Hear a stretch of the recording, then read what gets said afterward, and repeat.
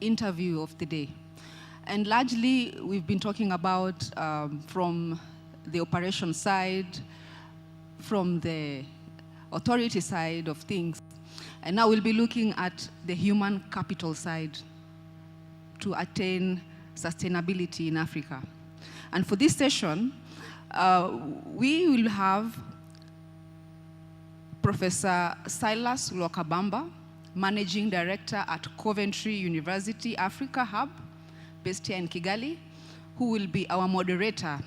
And the panelists, the first panelist is from Aviasys Director, Tom Koch. And our second panelist, Albert Taylor from Rwanda Civil Aviation Authority. Join me in inviting our guests on stage for them to lead the discussions.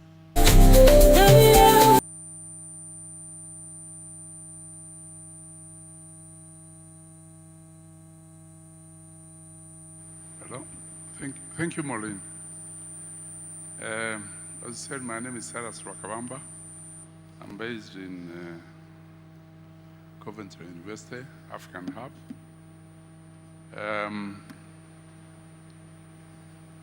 It's my pleasure to welcome you to this important session of NextGen Aviation. The African aviation sector, as you might have heard from different people, is at a pivot moment. With the continent's projected economic growth, expanding air connectivity, and increasing regional integration, the demand for skilled, agile, and forward-looking aviation workforce has never been greater. Yet, we are also facing complex challenges, a global shortage of aviation professionals, especially pilots, engineers, and air traffic controllers. Limited access to modern training infrastructure across many parts of Africa. Persistent gaps in gender diversity and youth engagement in aviation careers. And the urgent need to embed sustainability, innovation, and digital transformation into how we train, and empower the next generation of professionals. This session is designed to move us from conversation to collaboration, identifying bold, practical strategies to equip young Africans with skills, exposure, and opportunities they need to lead this sector in the future. We are fortunate to be joined by two highly experienced and visionary leaders in aviation training and innovation. The first one to my left is Mr. Albert Taylor, Director of the Rwanda Civil Aviation Training Innovation Center. And next to him, we have Mr. Tom Koch of Aviasys.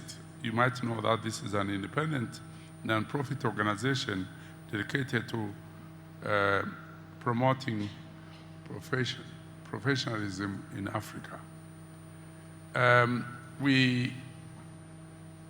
Together, we will explore how Africa can close training gaps, train talent, build inclusive pipelines for the aviation workforce of tomorrow.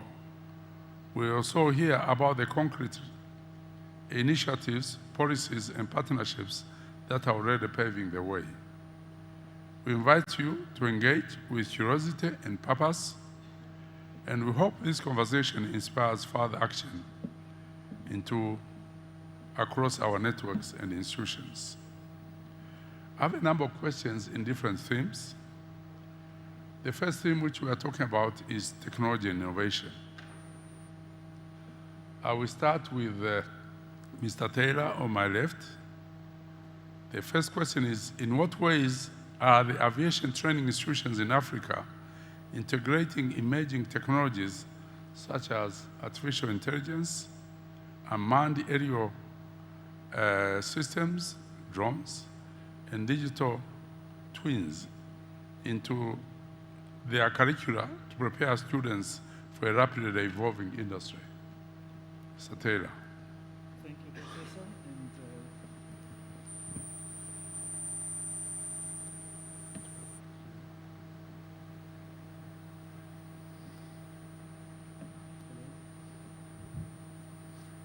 And he's coming with another microphone.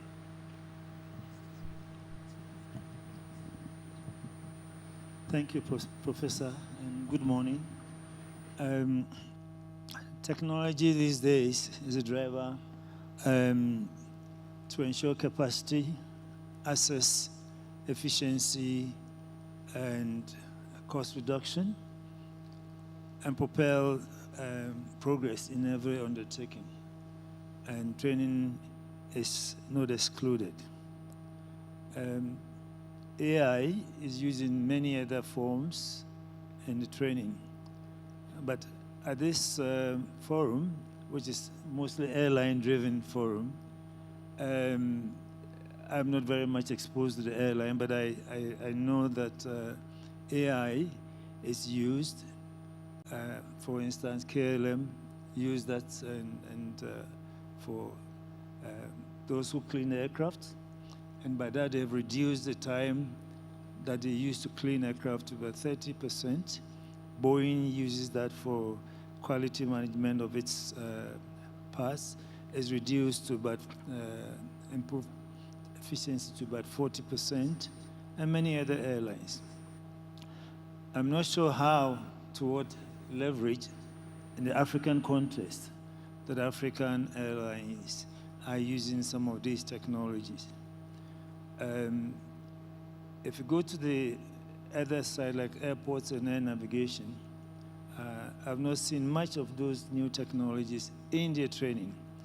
And part of it is that there must be a lot of collaborations. If, for instance, an airline like the One World Alliance or the other alliance have determined the training required, it gives you the training school an opportunity to invest in those areas that to facilitate training. So going forward, we need to find out what are the needs of the airlines so that you determine what technology will be appropriate. Many a time we have tried to implement new technologies without the proper framework or without connectivity or the transition from the legacy systems that we have. So as a school, we're trying to engage and find out. For instance, if we look at we group training into 4 categories in this sector. The executive or management training, training for technical and the professional people, as well as training for the general staff. If we take, for instance, pilots and air traffic controllers, they have strict duty time roster schedules.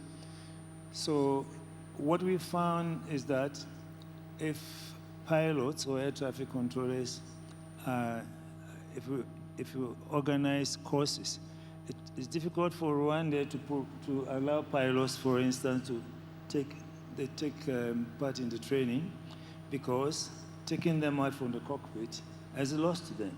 So what technology innovations that come is to make sure that some with AI, access can improve.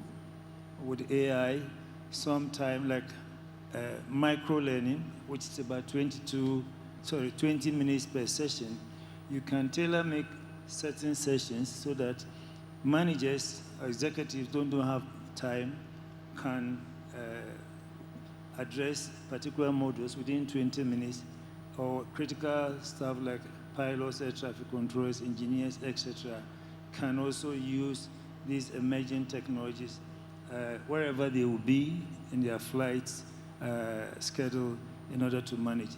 So these are some of the technology application in the industry. I think we can later on talk about access and how is also deployed in other areas. Thank you. Thank you, Mr. Taylor.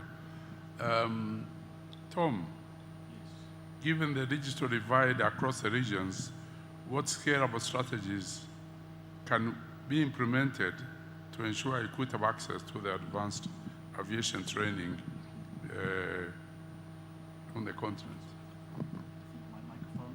Oh, it was working. There you go. Thank you very much, Silas.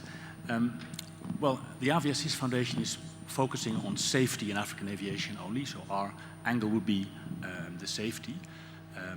For us, embracing as Aviasis in our training programs in Africa, the topic of artificial intelligence, of drones, etc., is something we are embarking on. But I think Rwanda is really well placed to play a leading role in this domain of artificial intelligence, of drones, etc. So I'm very pleased also that with Albert and RCATIC, we're looking at how we can cooperate between our limited domain of safety and at the same time the much broader domain that RCATIC serves.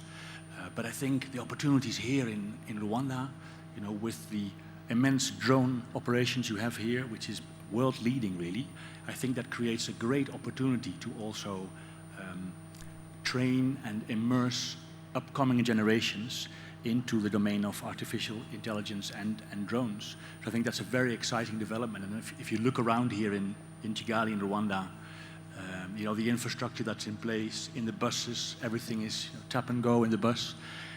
So I'm really looking forward to working with Albert and other institutions, RCATIC Aviation. We hope to be signing an agreement with them as well on the front of safety to cooperate and then integrate. I see Patrick is there on the first ray, then integrate that domain of AI and drones into those training opportunities as well. So yeah, I think that's where some of the exciting opportunities are indeed, Silas. And we must, of course, make sure that we bring on board those new generations. But I think we're going to talk about that a bit later. Thank you. Thank you. As you know, RCATIC Aviation is setting up a center of excellence for training. Absolutely, yeah. And these things will be included in those things. Thank you. On gender diversity and inclusion, Tom, yes. Can you share successful examples of initiatives or policies that have significantly improved gender diversity in African aviation? And inclusion within our own organization. But I think for a long time, being a man, found it difficult to really have a good justification as to why we should have more women in the aviation industry. Because sometimes as a man, it feels like you're trying to be nice to women. But I think once I read a proverb on a website of a big financial consultancy firm, and they said that homogeneity, so the opposite of diversity, it breeds mediocrity and it breeds conformity. And I think that's what we want to stay away from in aviation safety, which is our domain. But in aviation in general, we want that diversity to get all those different emotions, all those different experiences into our industry. For us as Aviasis, we've really been working hard to get that diversity in place, not just between male and females, you know, by making sure we have representation in the board of both genders, but also diversity in bringing new generations in. So currently, we have a center here at the University of Rwanda, the first safety promotion center in Africa, the Aviasis Safety Promotion Center, which is supported by Airbus, Boeing, and ATR. And there we very much look at bringing in this new generation of aviation professionals. Because if I'm honest, Silas, what I sometimes find a bit difficult is we all talk about the next generation of aviation professionals, but we don't seem to do that much about it. And equally, this was pointed out in another conference of the Flight Safety Foundation in Paris a few years back. Often when we talk about the next generation aviation professionals, there are very few next generation aviation professionals in the room. And so what we have done at the University of Rwanda, we specifically recruit graduates from the University of Rwanda to man our office here and then provide opportunities and internships. So I think in that way, I hope it answers your question. We look just as well as to the diversity in terms of male-female, but also in terms of youngsters and more senior people in the organization. Thank you, Tom. Albert, if you can tell us on how mentorship programs or scholarships and outreach efforts can be tailored to attract and support unrepresented groups in the aviation. Thank you.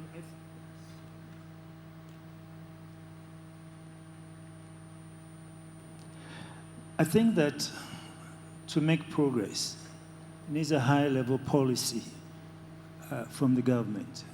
Efforts such as Aviassist and many days are good, they're helping. But to really make an impact, it must be a high national policy that must be very intentional with targets as well as with resources provided, driven at the highest level. And so, like, if you take Rwanda, for instance, as a government policy, and every organization is supposed to have some minimum number that's there. So that, but that's the policy. But has the government voted money to get it done? This is where there's always a lack. The policies are there, but there should be intentional support systems and finance to drive that. So that is key.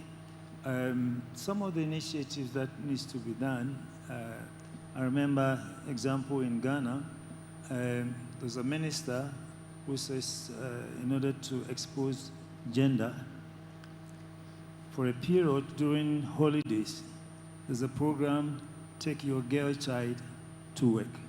Mm-hmm. And once the child is at work, the girl child is at work, is allowed to visit the other departments, etc., and get exposed.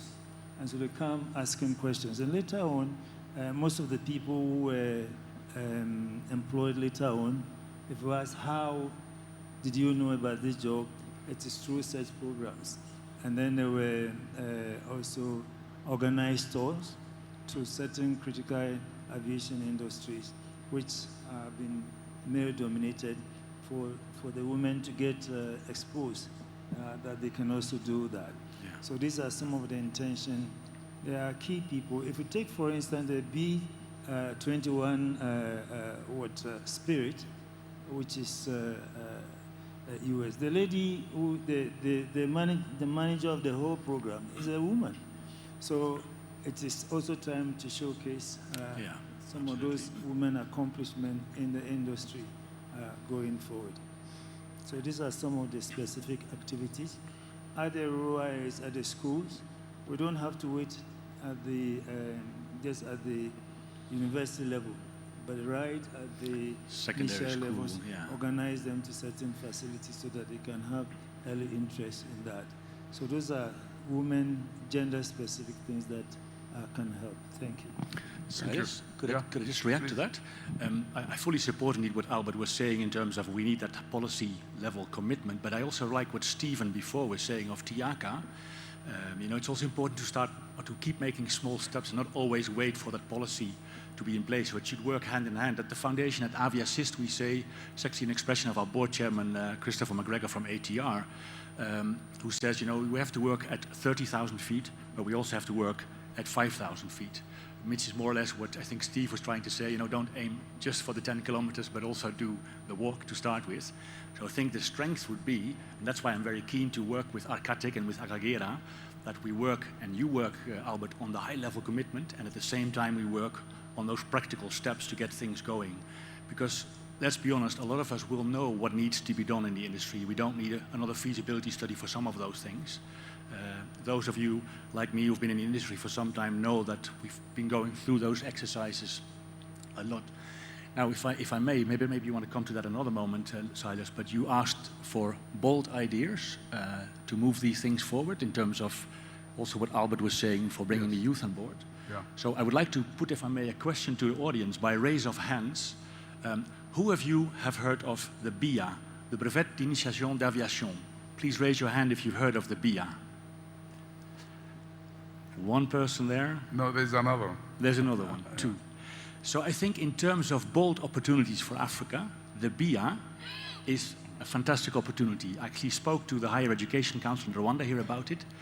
The BIA is something you can do in all French schools in the world, if you want, in a secondary school, like Albert was saying, you can do biology, mathematics, geography, and you can do the BIA. And when you do the BIA in a French school, even in Ethiopia in the French school, you can do that, for example, you learn the basic principles of flight. So basically, you learn the ground school of a private pilot's license. And I think for Africa, Silas, a bold idea could be if countries in Africa adopt that system. It's been running in France since the 1980s, I think. Very successful program. And I think if in Africa, in Rwanda, and other places, they adopt that approach where in secondary school children can choose to learn biology, geography, etc., but also the BIA, the Brevet d'Initiation d'Aviation, that can be a major leap forward, I think. So we can borrow there from the French system. And you can ask yourself, who teaches those courses? Those are usually volunteers. So if you go to France, you'll find lots of Airbus staff who teach in secondary schools in that BIA certificate. So I think that could be a bold idea, Silas, and especially you with an education background, I'm sure that's something you can take up. That's a good idea. Thank you so much, Tom. Albert, brain drain remains a challenge.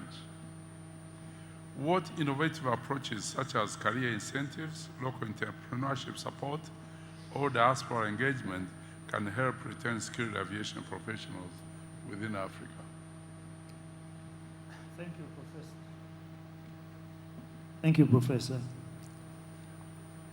I think the greatest thing one needs in every endeavor is to have hope. So, this at a high level, we must develop systems that provide hope for people. Mobility for workers, when it comes to mobility, the more specialized, like pilots, etc., in the aviation field it is, the lesser it is for to move across industries. If you take an air traffic controller and he moves, where does he go? Unless he moves to another organization with providing air traffic control. Otherwise, his training is useless.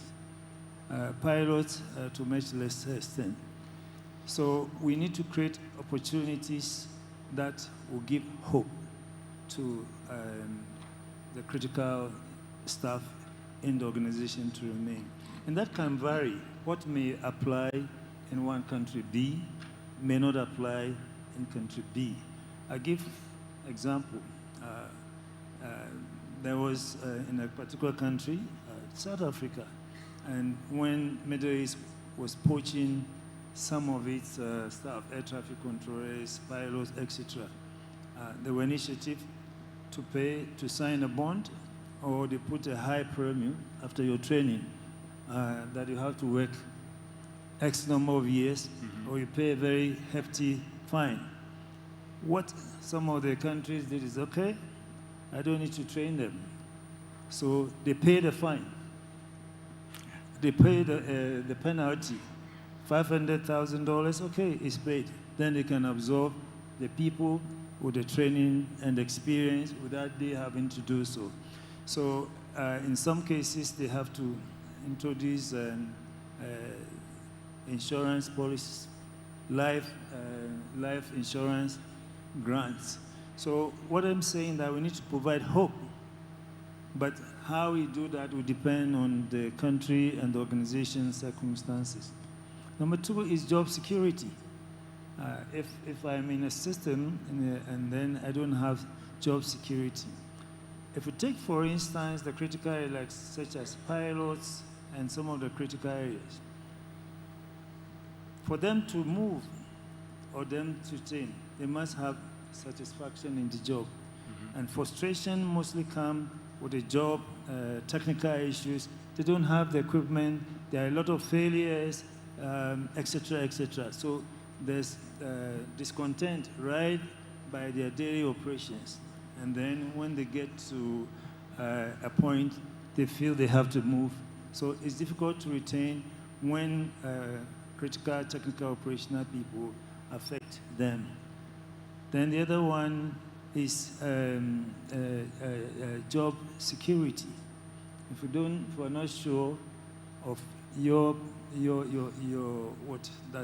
the profession that you are in or your job that you are in can guarantee you for some number of years, then obviously you'll be moving. So in a broader term, I would like us to have create systems that provide hopes, systems that grant security, and systems that will also facilitate growth. It should be possible, we can link this one to the first one.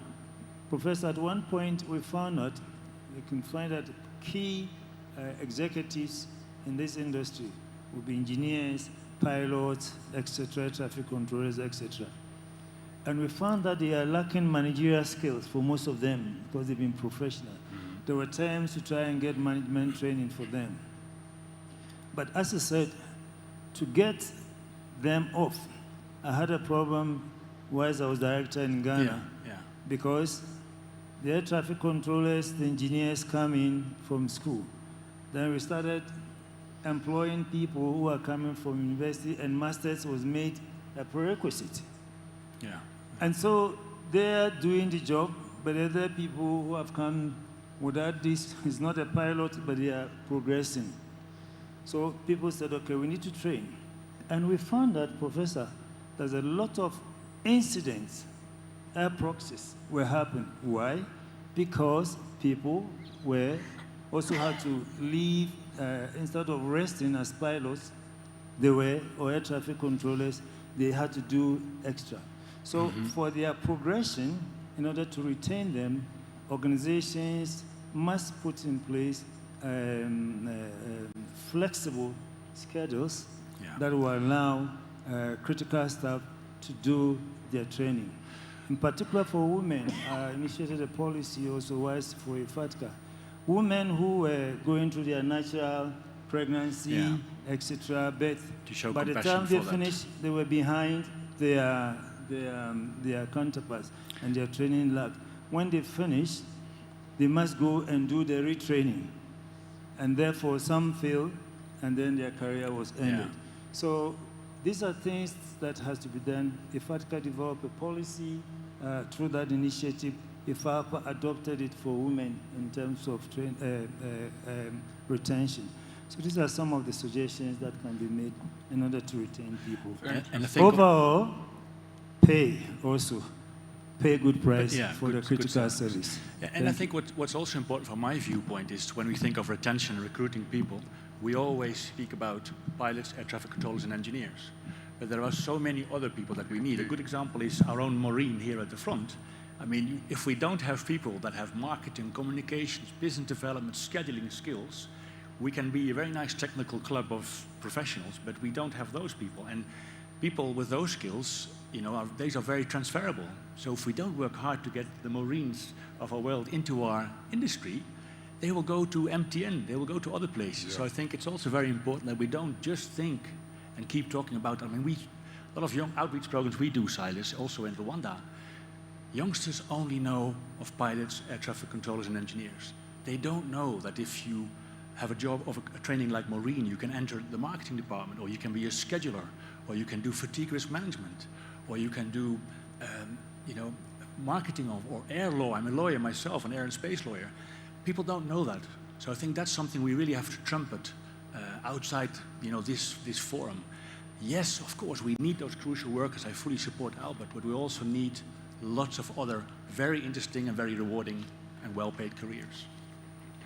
Okay, Tom, in what way, if you can assist us on this way, in what ways can African governments and aviation stakeholders create enabling environments such as access to funding, regulatory support, and mentorship to foster aviation-related entrepreneurship among young professionals? To promote entrepreneurship, well, again, I think Rwanda is a good example. I don't just say that because I'm in Rwanda. I say the same when I'm outside of Rwanda. Rwanda, if I'm correct, in both primary school and secondary schools teaches entrepreneurship. It's one of the few countries in the world that has recognized that you don't just have to teach children biology, geography, and math. So I think that's a very good example of those kind of leadership and entrepreneurship skills being implemented at a very early stage. Yeah, any Thank you. On industry and academia collaboration, how can the aviation industry with academic institutions co-create a responsible curricula and apprenticeship programs that align the market needs? Maybe Tom can assist us. Okay. Yeah, I think traditionally it's always difficult for educational institutions, I think anywhere in the world, to make sure the curriculum connects to what the industry needs. And actually maybe you can enlighten us here, Silas, because you have a background in education in Rwanda, how that is in Rwanda. But if you read some of the reports out there, that is a big challenge. But you know, I think African governments deserve a real compliment from the years 2000 onwards. They've really worked on increasing access to education. Now the challenge is to improve that quality of education, which is part of the current strategy, and make sure that that gap is closed, which I think is often not easy, because we work here with the University of Rwanda, for example, and sometimes it seems like the world of operations and the world of the academia are two totally different worlds. So I think we have to learn to speak each other's language a little bit, and perhaps listen more to each other. But one of the things which we use is the government set up a fund, Yes, which supports institutions, academia institutions who are learning, to really send students to industry. Some of them could stay up to 1 year. We Yes. have them in Rwanda now at the moment. Mm-hmm. They've sent to the Rwanda Air, some of them have sent to different industries. And this makes a lot of difference to bring academians, whatever. and to get youngsters into the industry as well. Exactly. The other thing is what we do is to get the industrial people to really come to the academic and tell them what type of programs would, link academia and industry very well. So they are always there in our boards, in the academic, Represented. setting up academic programs. They do advise us constantly. And this makes a lot of difference. It does, and I think also what is really nice, one of the silver linings of Corona, I think again I referred to Stephen from Tiaka before, is that we now have all these opportunities of Zoom, etc., Yeah. which even make remote internships possible. To give you an example, we have an aeronautical engineer from Botswana who assists us with marketing and sales. I've never physically met her, but she's an intern with the foundation. She picks up a lot of those skills that you were talking about on top of her academic qualifications. So I think a call out to the people here in the room, don't just think of internships, they can only be physically in your office. If you have the good guidance in place, you can also have internships very far away and remote, within your country or outside, I think, Silas. Very good. Yes, please. We're talking about NextGen. And I think fundamentally there must be a rethink on some of the way we have operated. I see the age. When young people have come to the industry, the next thing they're having is to do their masters. But we need to get them to be grounded in the industry and understand the critical operating themes and experience. Then they can move on. Mm-hmm. The second part is that if we take, for instance, the airports, and you see the number of people who are working in the airports, so many professionals there. But we focus only at the high level, how we can get a graduate, etc., etc., instead of developing diplomas for the very array of professionals that are operating, for instance, in the airport. So we need to look at it again and say that the collaboration between academia and the industry comes to a level that certain professionals would do, and not necessarily at the high end level of that. I fully agree there, Albert, absolutely. What has been very passionate to me, there's a lot of money coming from donor countries, African Development Bank, European Union, several others to help do this, propel this good. Somebody should do the statistics and tell me what impact really has it done. If we take, for instance, sun is abundant in Africa, but the development of solar was not done by African engineers. The African engineer want to write, I'm engineer Albert Taylor when I have not engineered anything. But in going forward, and when I came, I challenged the youth in the curriculum that these days we are using battery, technology, aircraft, cell phone, etc. And the critical resource in battery is coming from this region.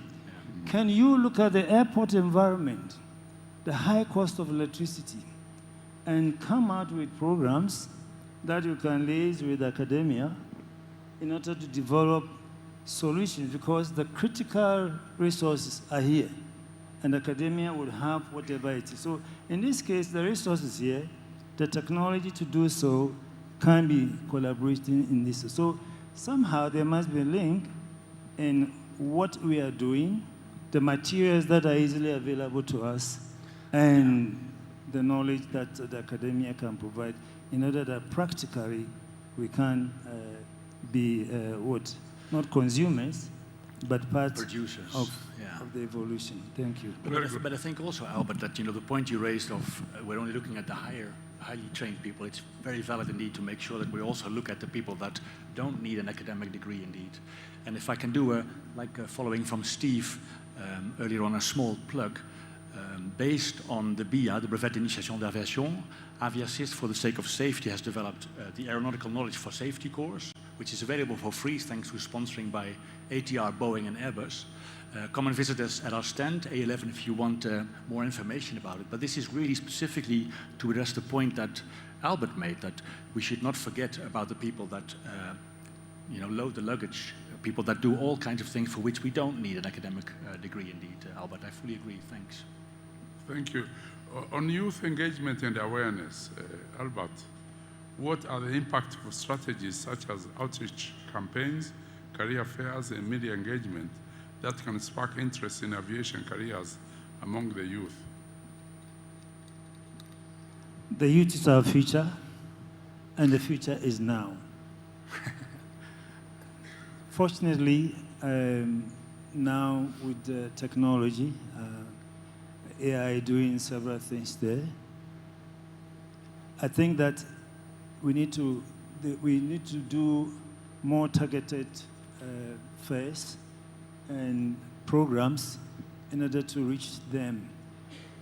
For instance, the youth are always now on their phone playing games, and most of the critical areas or the work that we do here, it is engaging them and helping them to develop those skills using the things that they are very familiar with, such as developer simulator, and they have the games in the management of the flight, etc. All of them can be done through the youth.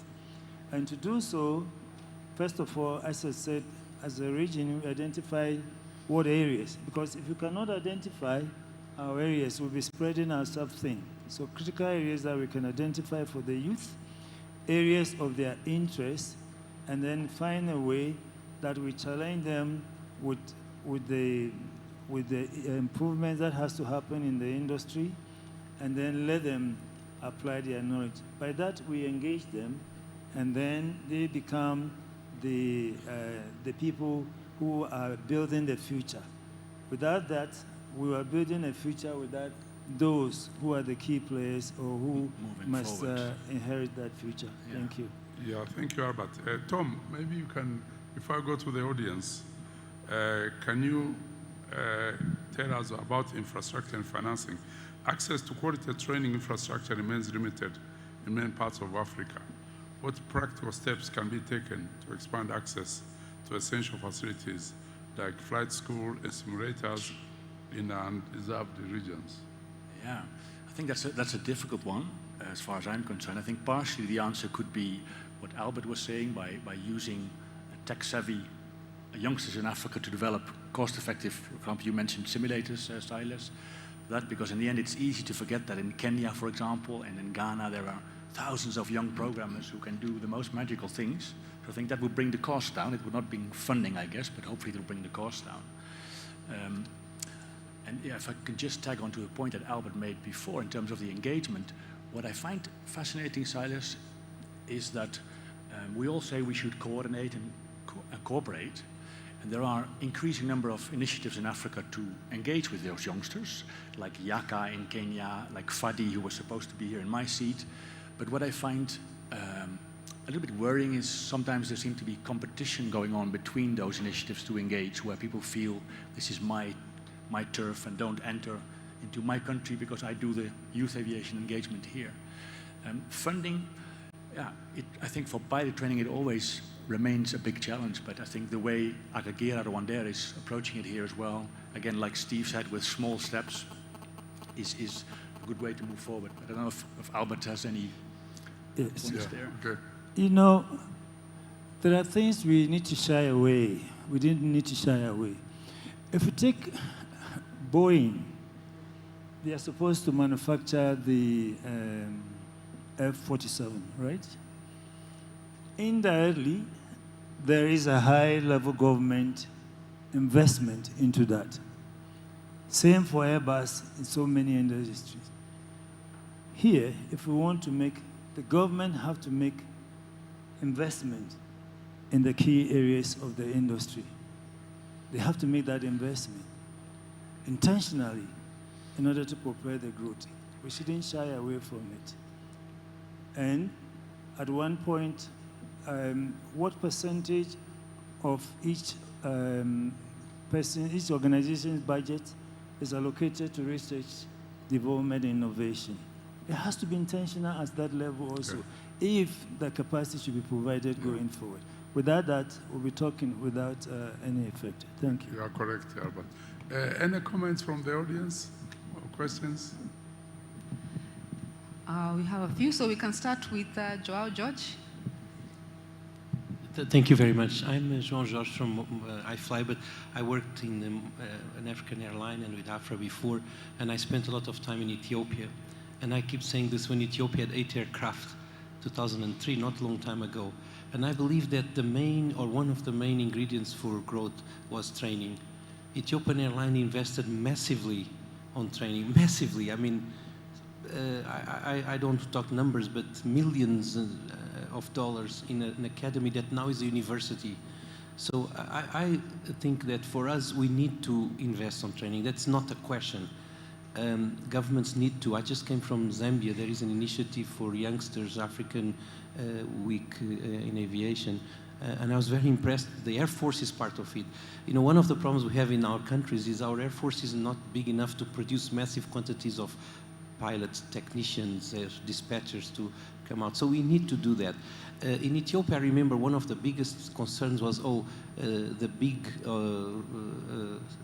Middle East operators are stealing our pilots.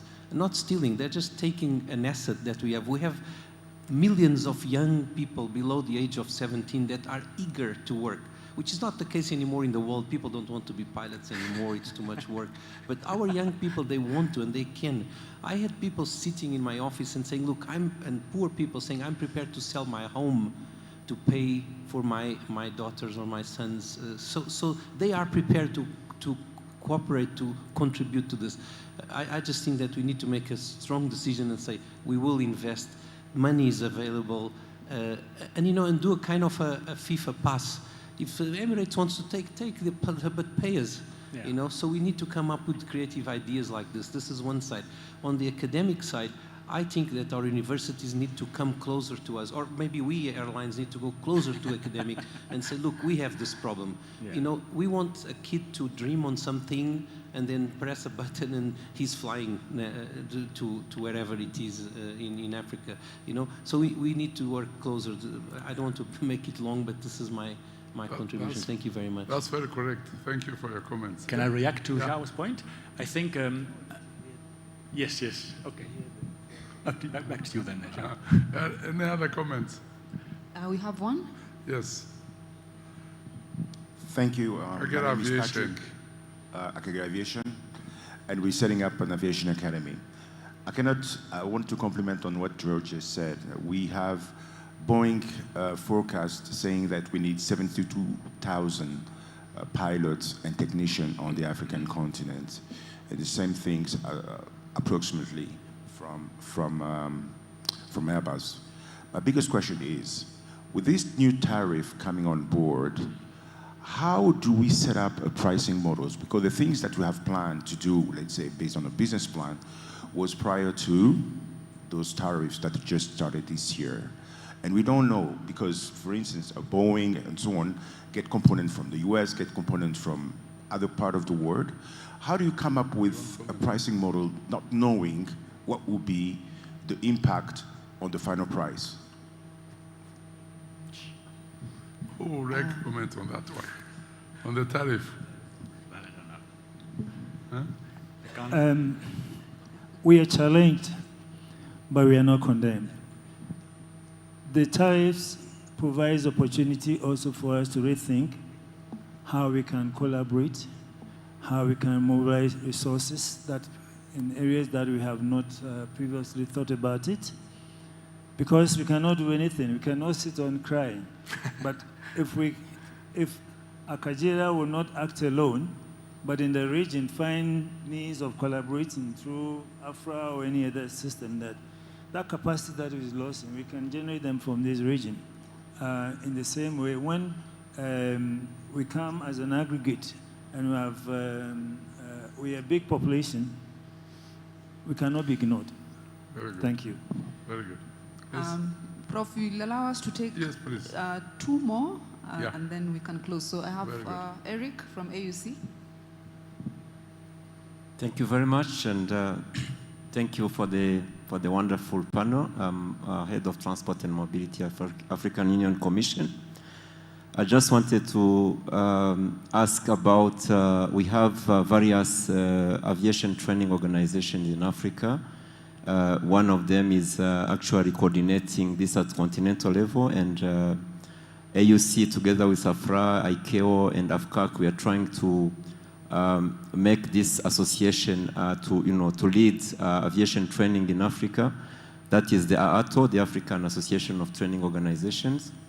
But we have seen that despite the efforts that are done to coordinate, we still see countries, airlines, member states sending their experts, to get skills out of Africa, and at higher cost. And we are trying to see how we can, try to market and show that we can do this in Africa at a cheaper cost. So I wanted to hear from the panelists what do you think really we can do as Africa to change this and to have these skills get received in Africa. Kenya, Rwanda, and other countries are doing a lot, but we still see people going outside. Thank you very much. Very good.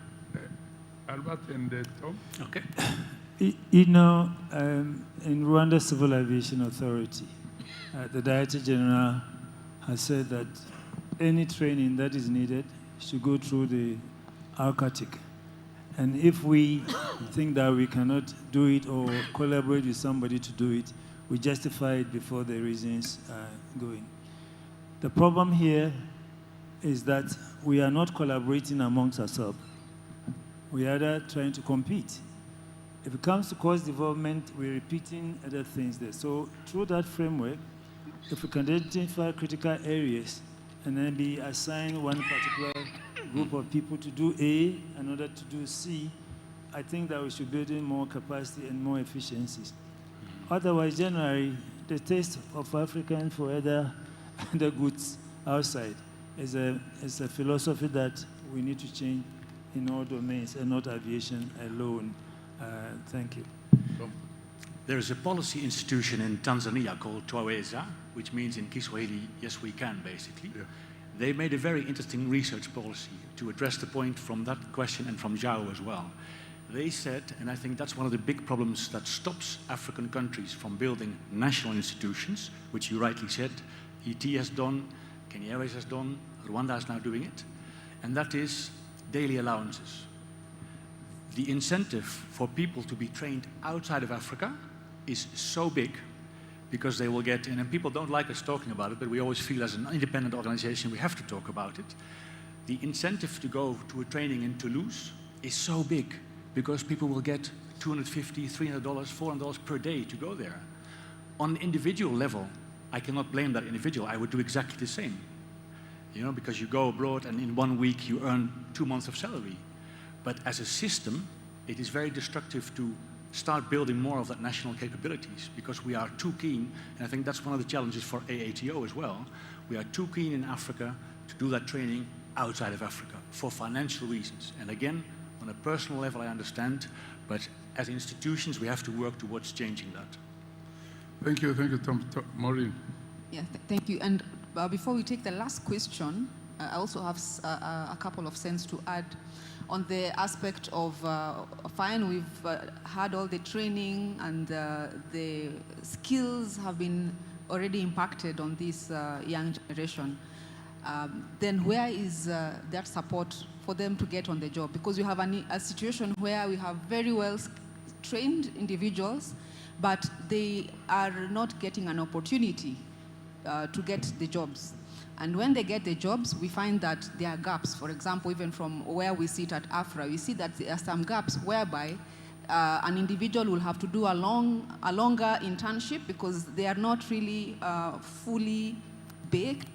I cannot agree more with Joao when we say we need to come closer between the industry and the academia so that the output from the curriculum is very relevant and up to date, whilst at the same time the students that come out from the system have a way to be channeled into the industry. So that's what I wanted to add. We can take the last question and we conclude the interview. Yeah, there's somebody there. Can take a microphone. Thank you very much. My name is Sarah Bruce. I'm from Barca. I'd just like to ask one question for all the panels. Are STEM programs being developed and implemented to support and empower women in aviation? And what impact are they having on skills development and career access? Thank you. You get the question? We didn't hear the question very well. Can you repeat, please? Okay. Are STEM, you know STEM programs? STEM, yeah. STEM programs being developed and implemented to support and empower women in aviation? And what impact are they having on skills development and career access? Thank you.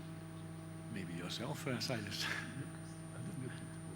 The role of STEM, science, technology, education. They're asking if the STEM schemes, if it's being promoted in the curriculum. And also providing opportunities to women, if I hear the question correctly. How they develop STEM? Maybe, Prof, you can answer from the Coventry University perspective if we have that in the curriculum. Well, STEM. Yes. Yeah, specifically STEM is being encouraged, especially for ladies, in so many, well, it starts very early in secondary schools and also in the universities. And we try, there's a time when we used to try to encourage. I remember when we started with KIST here, Kigali Institute of Science and Technology, we had only 13% of ladies in the engineering careers. So what we did was, because of the background which we face in Africa, we had to try and get the ladies who did not pass very well to join universities. We take them for 1 year and try to brush out them for 1 year and then they do exams. And in actual fact, we doubled the number of ladies in universities in engineering. And this really made a lot of difference. So this has continued. And mentorship also makes a lot of difference at secondary school level, to try and mentor them to join the science and technology side.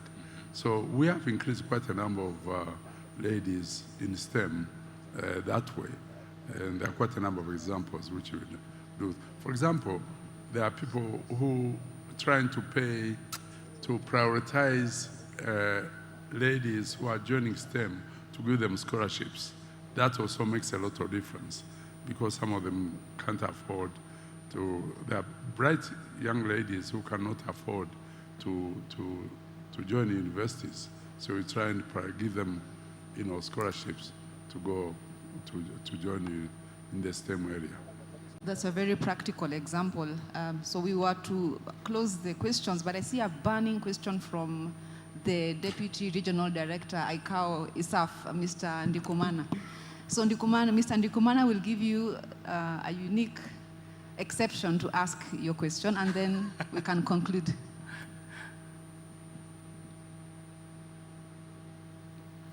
Can you have the microphone?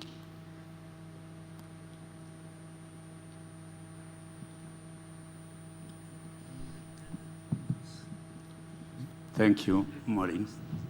I want to come back to the theme of even the convention, sustainability, collaboration, and innovation. It is true. We have seen worldwide there is a lack of aviation professionals. But Maureen also said that when we are producing these young, they should be trained so that they don't spend another year on the job training. Why am I saying this? I have seen that there is a proliferation of training centers in each and every country now. We are developing centers, if not centers. Now, go back to the theme of today. Will they be sustainable? These training centers, will they be sustainable? Why am I saying that? For those who are, I think there are few of my age or a little bit younger than me, if you can remember, there were a lot of engineers, technicians back in the late 70s and early 80s, but they were not getting jobs. So what I was thinking, we can think in our region, how can we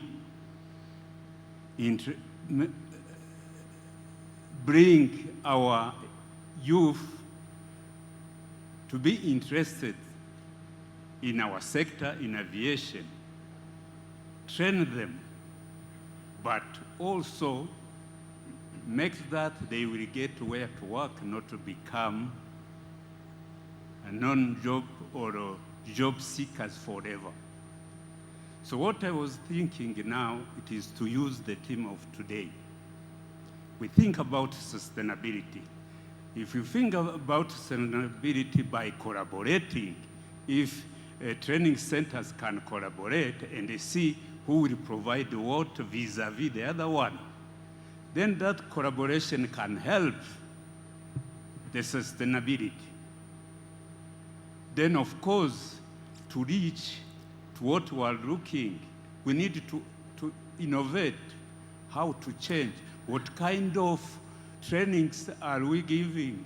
We should not maybe keep giving the trainings we used to have in 1970s.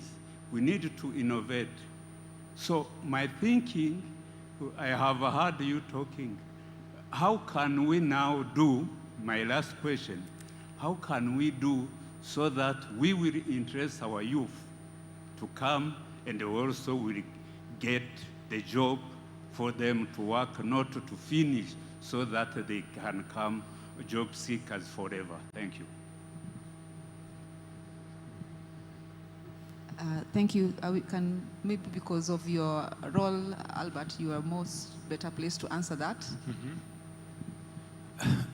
I think I said it earlier on, that we should change the mindset of consumption into a mindset of productivity going forward.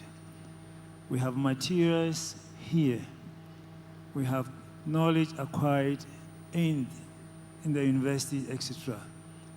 The challenge is not for you to go and look for work, but based on that knowledge that you have acquired, is to see the challenges that we have and try to collaborate in order to bring solutions there. What has to be said is that the funding that's supposed to be done, that's why I said there must be high-level government intentional policies. There must be regional identification. Remember, I wrote a paper to Assembly in 2013 titled Regional Research Development Innovation. And some of these were the things there: funding arrangement, collaboration with investors to identify our regional needs for which the people we identified are supposed to address them. So instead of having people who have come for university and looking for jobs, direct them. This is the problems we have in the region. This look for local resources, collaborate with universities A, B, C, D, and through some scholarship or through funding to those universities, bring all of them together. If we don't do that, we are not being productive, then it will be only people we are churning out to go and look for not existing job. Thank you. Thank you very much. Ladies and gentlemen, I think the conversation can also continue further during coffee. There's a lot we can say about training and innovating, but the main gist of it is we need to change our mindset. Join me in thanking our able panelists and moderator for that discussion. A round of applause. You can have a group photo. Yes.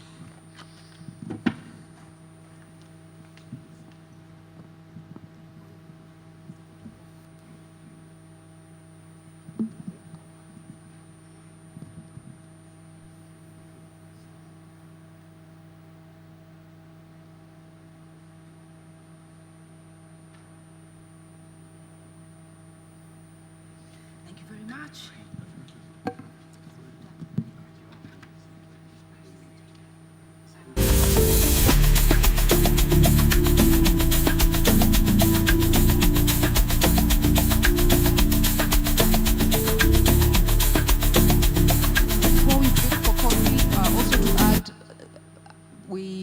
Are doing, not just saying, on the Thursday of this week, after we finish all the event activities, AFRA and Rwandair, with the support of Collins Aerospace, will be doing a youth outreach initiative, which we do every year to ensure that we catch them when they are young, to give them a showcase of careers in aviation.